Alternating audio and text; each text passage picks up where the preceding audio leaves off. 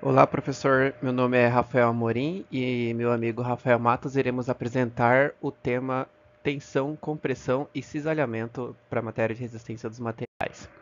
O que é tensão? Tensão existe em várias áreas, não só da física, mas também existe na área da química, que é tensão alílica, tem a tensão sexual, tensão nervosa da área da medicina, que é a questão do estresse. Mas o conceito geral da tensão em todas as áreas é que um corpo ele é submetido a uma força externa que acaba gerando um certo estresse para esse corpo. Na física, é a diferença potencial entre dois pontos, ou seja, existe um corpo que ele está sendo resistente a um segundo corpo que tá submetido a um esforço do solicitante.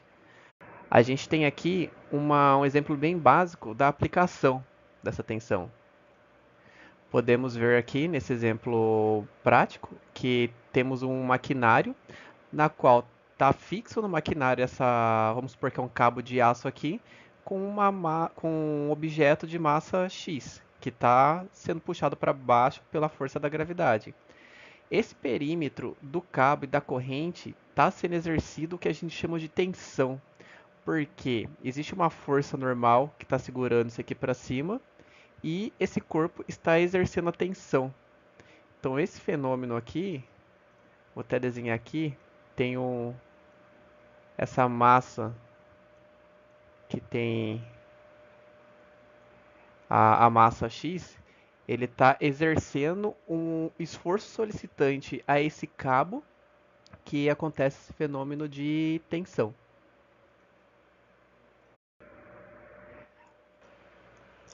E qual a equação ou fórmula que a gente costuma falar no ensino médio? A gente calcula a tensão. Não existe uma equação universal ou uma fórmula para calcular todos os tipos de tensão. Então, para resolver exercícios de tensão, a gente utiliza a mesma estratégia que a gente faz para encontrar a força normal, que é a gente relaciona todas as forças do objeto, igual naquela figura na qual tinha um guindaste, uma corda, tinha mais ou menos um guindaste, segurando uma corda, um cabo de aço, junto com um peso.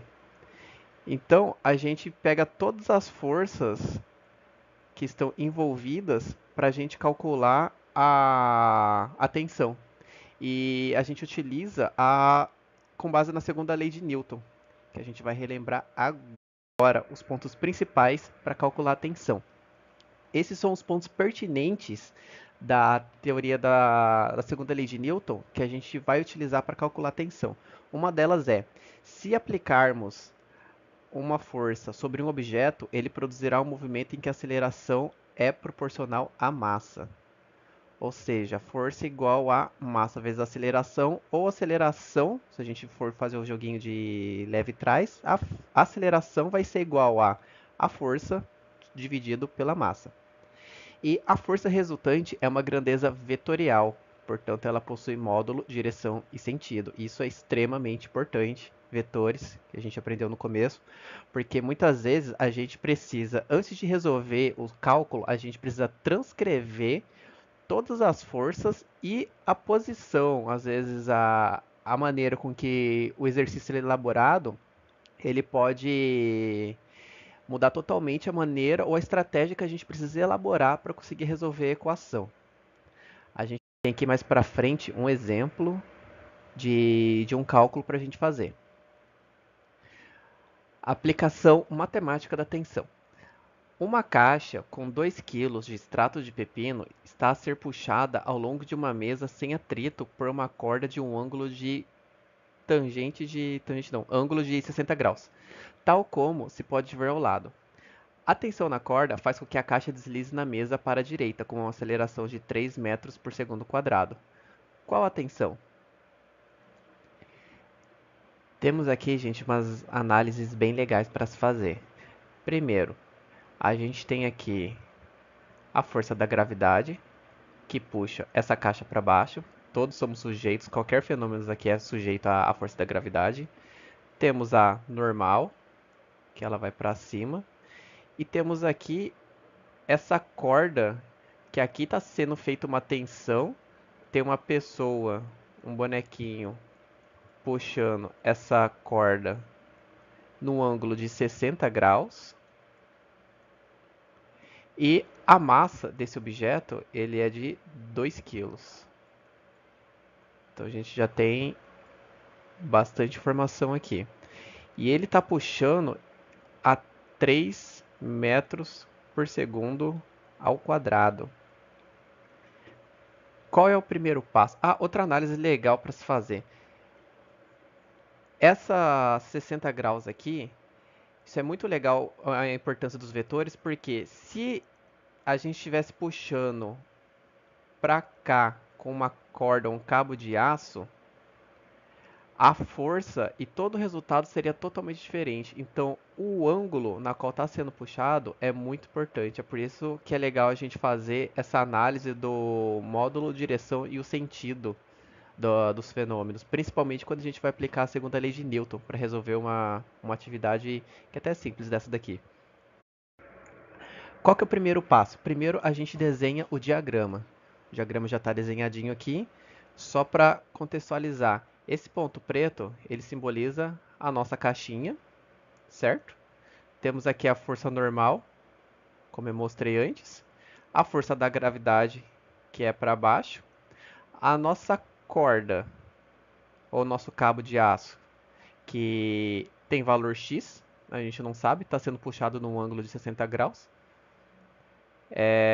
Mas a gente sabe que está sendo puxado a 3 metros por segundo quadrado. A gente só não sabe a tensão dessa corda, que é o que a gente precisa calcular. E a nossa caixinha que tem 2 quilos, certo? Então vamos aplicar a lei de Newton, que ele fala que a força é igual a massa vezes a aceleração. A gente isolando a aceleração, isso aqui fica igual a aceleração igual a somatória de todas as forças dividido pela massa, correto? Aí temos aqui, ó, já está aqui, aceleração igual a somatória de todas as forças dividido pela massa. Agora a gente vai substituir pelos itens que a gente já elencou ali atrás. Vamos substituir a aceleração horizontal, que é o quê? É aquela corda na qual a gente tem que calcular a tensão que está sendo puxada a 3 metros por segundo ao quadrado, certo? A somatória de todas as forças é a tensão, que a gente não sabe qual é, certo? A tensão que a gente não sabe qual é. E ela está sendo puxada, lá no desenho mostra, num ângulo de 60 graus. Isso é muito importante a gente fazer. Dividido pela massa, que é 2 quilos, certo? Substituindo, a gente isola a tensão. Esse 2 passa multiplicando, certo? Então vai ficar tensão de cosseno de 60 graus igual a 3 metros por segundo ao quadrado vezes 2. Aí a gente pega o cosseno, ele vai para lá e passa dividindo, porque a gente quer calcular a tensão dessa corda. 3 vezes 2 dá 6. Cosseno de 60 graus é meio. A divisão entre elas dá o resultado de 12 newtons. Ou seja, aquele cálculo da caixa, aquela corda ela está sendo pressionada em 12 newtons, certo? E agora a compressão, galera. Qual o conceito de compressão? A compressão ela é um dos fenômenos da tensão. E em resistência dos materiais e engenharia no geral, ela é considerada uma redução de suas dimensões axial, ou seja, bem no eixo, como a atuação da força, e um aumento da seção transversal a este mesmo eixo, quando a deformação da peça nessa direção é permitida. Como assim? Na prática, gente, como funciona? Olha a diferença da tração, que a tração também é um dos fenômenos da tensão e da compressão. A tração, os esforços ou as forças envolvidas em um objeto, ela traciona, ela puxa o objeto em direção opostas. A compressão é justamente o contrário, ela comprime um objeto, ou seja, resulta em uma redução do seu volume. Exemplos práticos de compressão. A gente tem o teste de corpo de prova, que é feito o rompimento do corpo de prova. É um exemplo clássico de compressão. É o ensaio de compressão que a gente fala, certo? A gente tem os pilares das estruturas, que é exercida uma certa compressão nos pilares, porque a carga ela desce no pilar e ela é distribuída nas vigas, mas esse esforço que está aqui em cima da viga é um esforço de compressão também. E também temos na área de TI, que a gente tem os compactadores de arquivos, que está aqui o exemplo WinRAR, que é um dos aplicativos que a gente usa em computador, que ele pega um arquivo de 2 GB e o que ele faz? Ele comprime os dados para 1.5 GB, ou seja, ele passa a ocupar menos espaço no computador. E é exatamente esse fenômeno que também acontece na física. A compressão ela reduz não a massa, mas o volume em que esse corpo ocupa. Ou seja, ele se torna até mais denso. Como que é um exemplo de compressão de ciências dos materiais? É nesses exercícios simples. Há uma força de compressão no apoio fixo. Então, como esse aqui é um apoio fixo, não acontece o fenômeno dessa viga descer. Já no apoio móvel, sim. Se a gente tiver uma força Newton, como é um apoio móvel, essa viga ela pode descer ou subir aqui. Aqui a gente tem um exercício de taxa de compressão bem simples. O exercício já nos dá as informações que a gente precisa. Vamos analisar. Em um motor, troca-se a junta do cabeçote original por outra alternativa, sendo que o motor tem 1,6 cilindradas e contém 4 cilindros. O volume da antiga câmara de combustão, para medidas, é de 53,33. Esse valor aqui é só para comparativo mesmo, não vai ter influência no exercício. E a nova câmara é de 48,89 centímetros cúbicos. Esse aqui a gente vai utilizar. Como é a taxa de compressão? A taxa de compressão, que ela é dos fenômenos da tensão, ela é calculada nesse exercício pelo volume do cilindro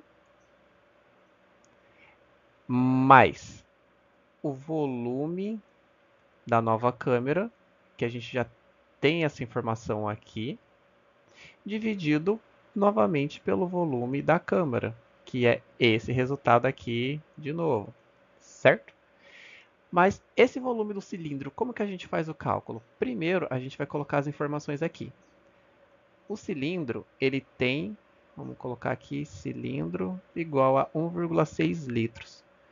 Convertendo isso para centímetros cúbicos, ele vai ser 1.600 centímetros cúbicos, certo? Meu 3 ficou meio feio aqui, ficou melhor. Qual é o número de cilindros que a gente tem? São 4 cilindros, então 4. Então, calculando o volume, a gente vai ter 1.600 centímetros cúbicos dividido por 4. O volume vai ser igual a 400 centímetros cúbicos. Ou seja, transcrevendo para cá, a gente vai ter a taxa de compressão vai ser 400 centímetros cúbicos mais 48,89 centímetros cúbicos dividido por 48,89 centímetros cúbicos. Aí esse resultado está aqui. A taxa de compressão nova, ela está aqui, especificadinho, como está feita aqui a caneta. Aqui a gente conseguiu demonstrar ali, e o resultado vai ser esse daqui, que é a divisão do volume de cilindro mais o volume da nova câmera dividido pelo, novamente, o volume da nova câmera. Olá, professor. Eu sou o Rafael Matos e eu vou falar sobre cisalhamento. E a tensão de cisalhamento também conhecida como tensão tangencial ou tensão de corte, tensão do cortante. É um tipo de tensão gerado por forças aplicadas em sentidos iguais ou opostos e em direções semelhantes, mas com intensidades diferentes no material analisado. Um exemplo bem prático disso é a tesoura. Quando corta um papel, esse papel está sofrendo uma tensão de cisalhamento, onde tem uma base da tesoura que fica parada e a outra vem por cima fazendo um movimento de corte. Por isso que o papel é cortado. Assim ocorre também em algumas estruturas.